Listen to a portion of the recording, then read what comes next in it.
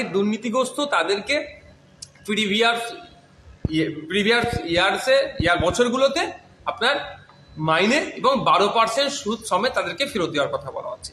তাহলে যদি যারা দুর্নীতিগ্রস্ত এখানে যদি ক্লাসিফিকেশন হয়ে যায়, তাহলে সবাই বাতিল কেন, এটা আমি ঠিক বুঝে উঠতে পারছি না।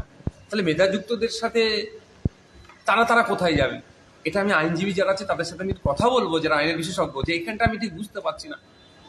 তা যারা দুর্নীতিগ্রস্ত তারা দ্বিতীয়বারে কাউন্সিলিং এ অর্থাৎ যে প্রক্রিয়া শুরু হবে এই এসএসসি, সেটাতে তারা সুযোগ পাবে না। যদি এ ধরনের নির্দিষ্ট করে দেওয়া হয়, তাহলে বাকিগুলোকে কেন বাতিল হলো, এটাও কিন্তু আমাকে ভাবাচ্ছে।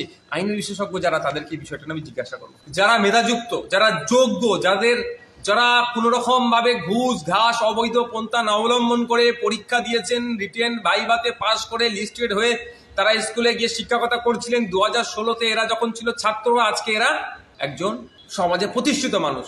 তাহলে এরা সামাজিকভাবে বঞ্চিত হচ্ছে, পরিবার পরিজন হয়েছে, ছেলে পুলে হয়েছে, সংসার ধর্ম হচ্ছে, তাহলে আজকে অপদস্থ হচ্ছে। এদের হয়ে প্রয়োজন আইনি লড়াই বা আইনের বিশেষজ্ঞদের সাথে কথা বলে কোন পন্থা অবলম্বন করলে এরা সামাজিক সম্মান থেকে শুরু করে এদের অধিকারীরা ফিরে পাবে, সে বিষয়ে কথা বলবো।